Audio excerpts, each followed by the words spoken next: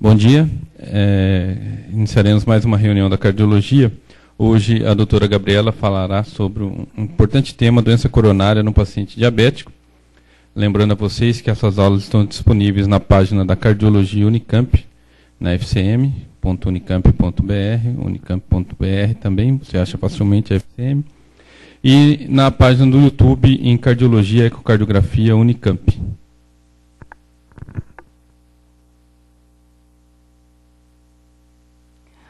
Bom dia. Eu escolhi falar sobre o tema doença coronariana no paciente diabético, devido a inúmeras discussões que a gente teve a respeito desse tema na UCO e que suscitou algumas dúvidas que eu me predispus a estudar um pouco mais sobre isso. Bom, a relação entre diabetes e doença coronariana, ela já é reconhecida na literatura. O diabetes ele é um problema de saúde pública e global, com um aumento alarmante da sua incidência nos últimos anos, e a sua relação com a doença coronariana é bem estabelecida. Uma das dúvidas que surge no paciente diabético, nessa população, é quando e como nós devemos investigar doença coronariana. O aumento da incidência do diabetes ele está atrelado a uma série de fatores, dentre eles o envelhecimento da população, a urbanização, mas principalmente mudanças no estilo de vida. A sociedade moderna, então, os padrões alimentares mudaram muito, aumento de ingesta de alimentos ricos em colesterol, em gorduras, as atividades físicas têm uma colocação diferente no mundo moderno. O sedentarismo e a mudança das relações sociais também estão relacionados. A obesidade e o estresse diário que a população está exposta. As estimativas globais da prevalência do diabetes elas são assustadoras. Para 2010, foi estimado 285 milhões de pacientes diabetes. E a projeção para 2030 é de que existe um aumento de 54% nesse número. É interessante a gente observar que a distribuição desses pacientes ela é diferente nas diversas regiões avaliadas. Então, países em desenvolvimento e países desenvolvidos têm distribuição etária do diabetes bastante diferente. A gente observa que os números que foram estimados para 2030, haverá uma maior prevalência de pacientes diabéticos na população idosa nos países desenvolvidos e nos países em desenvolvimento, a gente vai provavelmente ter um maior número de indivíduos doentes na população economicamente ativa, dos 40 aos 59 anos. Isso representa um fardo social, um problema, inclusive econômico, porque a gente sabe que as complicações vasculares do diabetes, as complicações crônicas, elas são extremamente debilitantes. E o doente fica bastante restrito. Dentre essas complicações, o que vale a pena a gente citar é a retinopatia, a nefropatia, a neuropatia sensitiva, culminando com sequelas como amputação, insuficiência renal crônica e cegueira.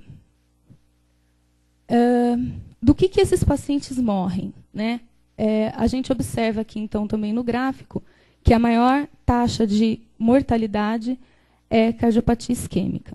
E aí entra a doença arterial coronariana. Esse estudo publicado no New England em 98, ele avaliou o prognóstico de pacientes diabéticos e não diabéticos em relação à ocorrência de infarto agudo do miocárdio. Então, é interessante a gente observar aqui que, em laranja, os pacientes diabéticos sem infarto agudo do miocárdio apresentam uma taxa de sobrevivência, um prognóstico semelhante aos pacientes não diabéticos que infartaram. Então, isso confere ao diabetes um fator de risco intrínseco para a doença coronariana. Por si só, ele aumenta o risco de doença coronariana, arterial coronariana. Então, o que a gente considera quando a gente fala de diabetes como risco equivalente à doença coronariana. A gente precisa levar em consideração que o risco em 10 anos de evento coronariano para o paciente diabético equivale ao risco de doença arterial coronariana em pacientes não portadores de diabetes. A gente precisa considerar que o diabético tem taxa aumentada de casos fatais depois de sofrer um infarto agudo do miocárdio, ou seja, o prognóstico para esses doentes é pior após um evento coronariano. Então, o que vai fazer, o que faz com que essa população esteja mais sujeita à doença arterial coronariana? Então, a gente sabe que o grande vilão aí é a aterosclerose, e a gente precisa entender como é que ela está presente nos pacientes diabéticos. Então, as correlações entre o doente diabético e as complicações a longo prazo, elas estão relacionadas às alterações do metabolismo provenientes da resistência à insulina, da hiperinsulinemia e da hiperglicemia. Esses fatores vão levar à dislipidemia, processo inflamatório que culmina com disfunção endotelial, com alterações da coagulação, gerando maior propensão à aterosclerose. Falando um pouco da hiperglicemia, o aumento dos níveis glicêmicos, a gente já tem isso bem documentado, que compromete a microcirculação no paciente diabético e leva, então, à retinopatia, à nefropatia, à neuropatia periférica. O papel da hiperglicemia nas complicações macrovasculares é um tanto controverso. O estudo DCCT mostrou que o controle intensivo da glicemia reduziu em 41% as complicações microvasculares, mas que houve só uma tendência de redução nas complicações macrovasculares. O KPDS observou redução dos eventos cardiovasculares em 12% dos pacientes que tiveram o controle glicêmico intensivo. Entretanto, quando a gente avalia hiperglicemia, a gente está avaliando um estado final de um processo que começa com a hiperinsulinemia e que a hiperinsulinemia está relacionada com causa de disfunção endotelial. Por quê? A hiperinsulinemia vai estimular endotelina nas células endoteliais e vai promover a disfunção endotelial à medida que ela contrapõe os efeitos vasodilatadores do óxido nítrico e também o aumento da produção de superóxido. A resistência à insulina com hiperinsulinemia também e o aumento dos ácidos graxos pode ser considerado nessa situação como um mecanismo inicial de disfunção endotelial. Então, o paciente que não tem hiperglicemia manifesta, mas que tem esse estado de hiperinsulinêmico, já é um paciente de alto risco, porque já está iniciando disfunção endotelial. A posterior, o aumento da glicemia pioraria o dano, porque a glicose ela vai se ligar ao grupo amino de proteínas intro- ou extracelulares. Essa reação vai formar produtos terminais de glicosilação avançada que vão provocar diminuição da elasticidade dos vasos e diminuição da adesão celular pelo cross-linking do colágeno tipo 1 e tipo 4. Esse estudo ele correlacionou os níveis de hemoglobina glicada nos pacientes diabéticos, procurando estabelecer uma relação como preditor de mortalidade. O que a gente observa é que, nas causas de morte por doença cardiovascular, houve um risco relativo aumentado quando a hemoglobina glicada estava em níveis mais elevados. Outro ponto interessante desse estudo, que foi publicado no British Medical Journal, é que ele estabelece que, para cada aumento de 1% na hemoglobina glicada, há aumento de 28% de risco cardiovascular para esses doentes. Então, esse seria o papel da hiperglicemia e do hiperinsulinemismo na doença aterosclerótica.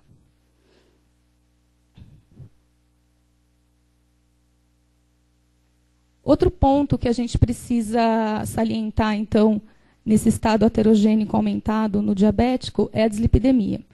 Então, a dislipidemia no diabético, ela é uma dislipidemia mais aterogênica. Por quê? A ação da resistência insulínica e da hiperglicemia interfere diretamente no metabolismo dos lípides. Então, a hiperglicemia aumenta a fração de LDL glicado, ela altera as relações da apoproteína, que podem conferir proteção endotelial, ela diminui a ação da lipase lipoproteica, que age no fígado, no metabolismo hepático, do colesterol no hepático, aumenta o nível de triglicérides, que também vai interferir na estrutura do LDL, e a resistência à insulina também aumenta a lipase insulina sensível, aumentando os níveis de VLDL, aumentando os níveis de triglicérides. Então, a dislipidemia do diabético, a gente poderia dizer que é uma dislipidemia mais aterogênica. Então, todos esses mecanismos culminando aqui em aterosclerose. Então, a aterosclerose é a maior causa de morte prematura no paciente diabético, é responsável por quase 80% de todas as mortes e cerca de 75% das hospitalizações. É uma doença inflamatória crônica, sistêmica, progressiva, tem múltiplos estágios. Ela é caracterizada pelo endurecimento e estenose da camada intimal, com acúmulo de placa contendo partículas de lipoproteína intra- e extracelular, além de macrófago. É uma doença sistêmica, ela pode ser focal ou difusa. E um ponto que talvez seja bastante importante é que ela resulta da presença de fatores nocivos que incidem no endotélio e que incidem na ausência de fatores protetores. Então, o endotélio, só para relembrar, essa camada de célula epitelial que reveste os vasos, o endotélio sadio ele tem funções de homeostase, ele tem funções anti-inflamatórias, vasodilatadoras, e ele regula a permeabilidade vascular. Então, em condições ideais, ele tem expressão de moléculas que diminui a agregação plaquetária, que diminui a migração de macrófagos. E no diabetes, o que acontece com o endotélio? O endotélio do diabético ele está exposto aos fatores nocivos que todos os indivíduos não diabéticos estão expostos, mas a hiperglicemia, a resistência à insulina, ao excesso de lípides, e aí a gente entra, então, num metabolismo alterado, né? Então, a gente tem estresse oxidativo, ativação de proteína C, a formação dos EIGs, que, agindo no endotélio, diminui ou aumenta a expressão dos mediadores que ele produz quando sadio e vai gerar alterações completamente contrárias à função do endotélio sadio. Então, o endotélio vai ter estímulo para vasoconstrição, estímulo para inflamação e para trombose, piorando também o mecanismo aterogênico.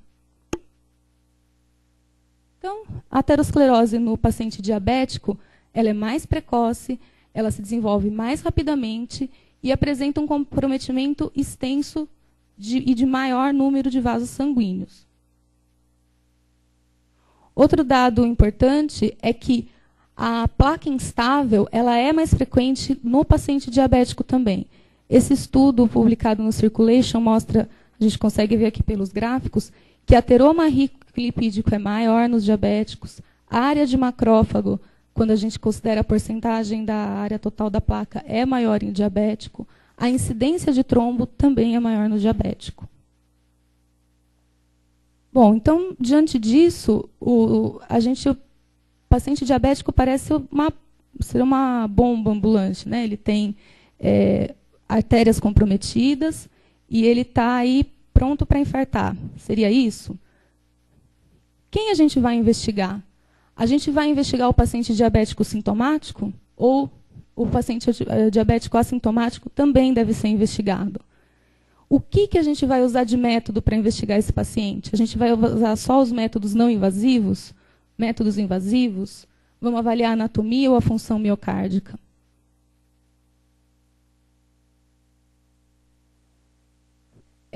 Falando um pouquinho dos métodos, essa revisão ela fala sobre a detecção de doença arterial coronariana por métodos não invasivos.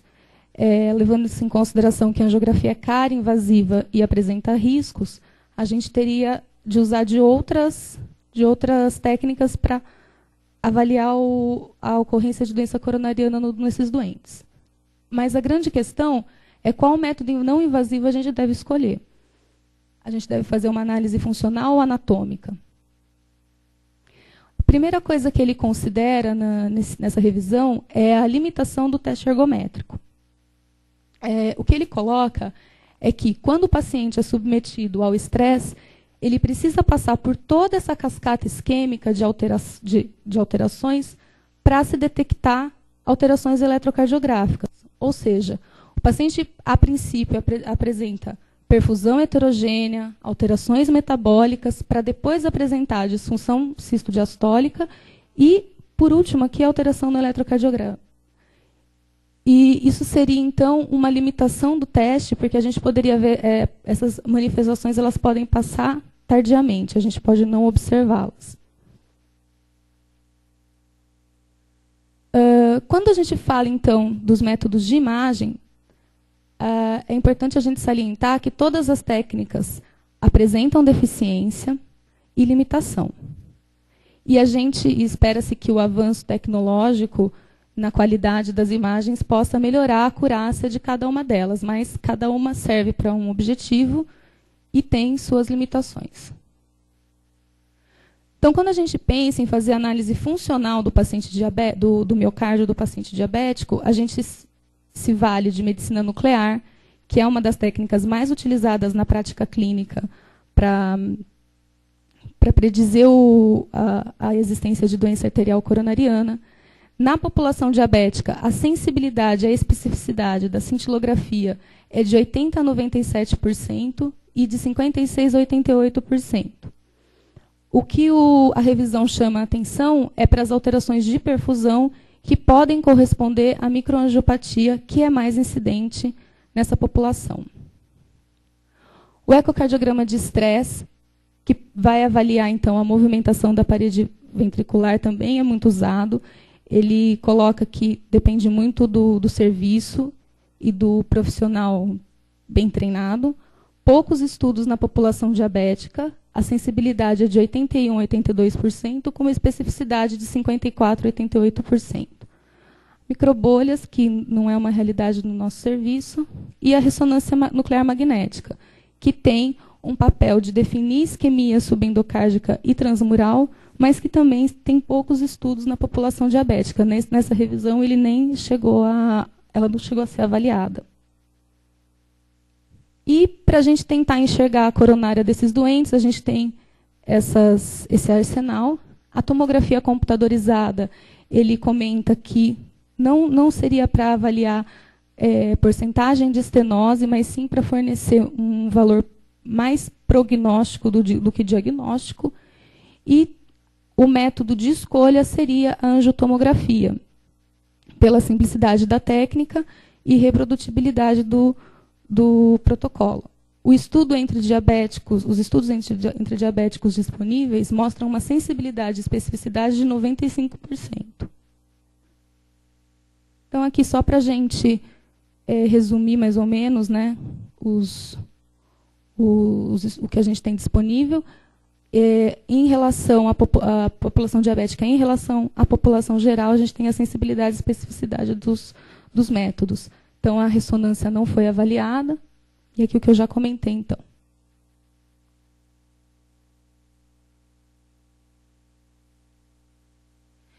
Então, como que a gente deve proceder diante de um paciente diabético assintomático? Será que é benefício para esse doente a gente fazer screening para doença arterial coronariana? As recomendações da Sociedade Americana de Diabetes, ela não recomenda que seja feita screening de rotina nos pacientes diabéticos assintomáticos. O que ela recomenda é a realização de teste ergométrico para paciente com diagnóstico de doença vascular periférica ou carotídea, para paciente com mais de 35 anos e para paciente sedentário assintomático que vai iniciar ou que faz exercício de alta carga. E ela recomenda o controle dos fatores de risco com as metas estabelecidas. A diretriz brasileira, ela faz algumas ressalvas em relação ao conservadorismo na indicação do screening da diretriz americana, inclusive colocando a discussão da limitação do teste ergométrico. Então, quando a gente lê a diretriz, eles comentam bastante das limitações do eletrocardiograma de esforço. E ela sugere a avaliação do risco cardiovascular individual de cada paciente. Então, ela fornece a tabela dos fatores de risco que seriam considerados para a doença cardiovascular no paciente diabético. Mas, no final, o que chama a atenção é que a diretriz brasileira acaba reproduzindo o que a diretriz americana coloca. Ela fala para que indivíduos assintomáticos com diagnóstico de doença vascular periférica ou carotídea ou maiores de 35 anos seja feito o teste ergométrico e que sedentários que desejem iniciar programa de atividade também sejam submetidos a teste ergométrico. Então, parece que fica um pouco controverso, né? Se o teste ergométrico é limitado, a gente vai fazer teste ergométrico, como que isso fica? O que eu encontrei, talvez que ajude um pouco, é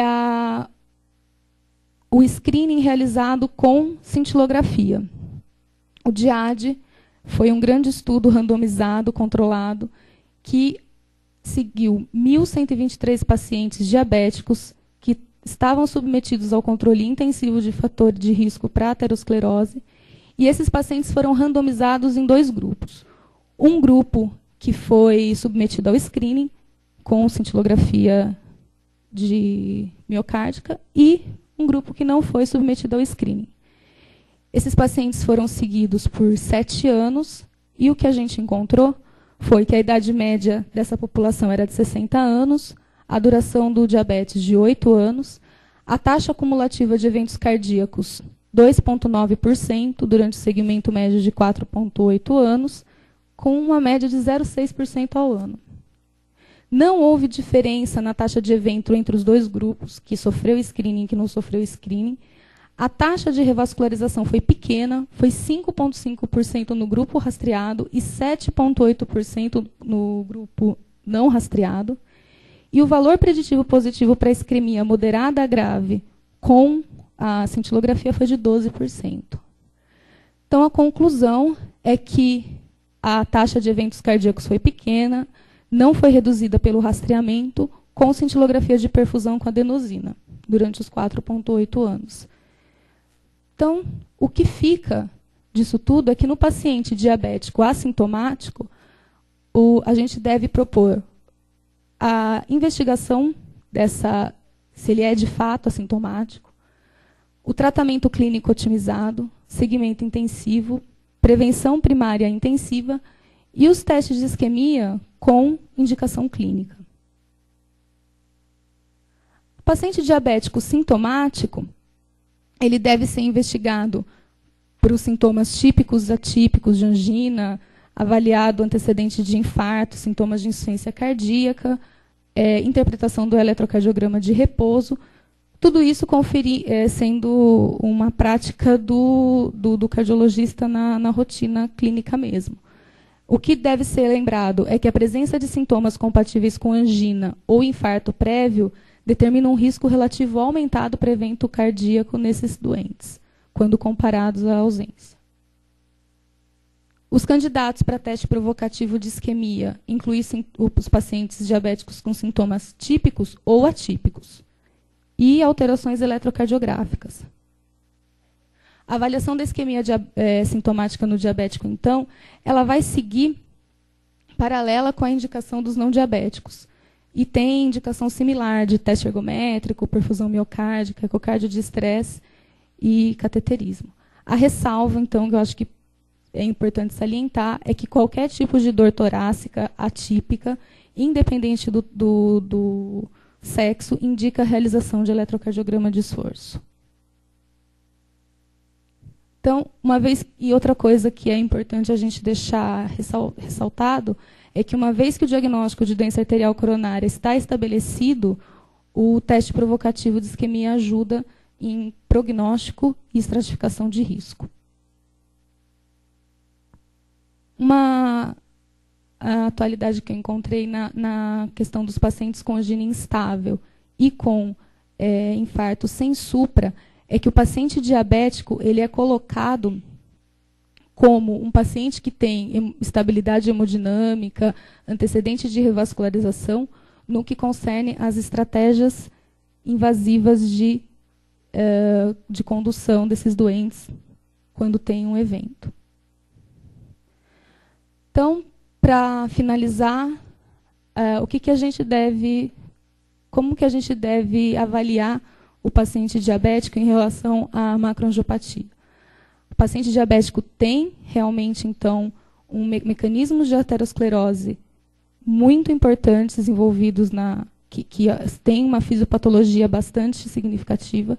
Ele deve ser avaliado com anamnese, história clínica, exame físico de 4 em 4 meses, controle glicêmico também de 4 em 4 meses nas metas estabelecidas, controle pressórico, perfil lipídico, atuar nos fatores de risco modificáveis, cálculo do risco cardiovascular anual, avaliação renal, principalmente a bulminúria, e, em relação às técnicas de investigação, eu acho que aqui fica mais... a individualizar é mais sensato.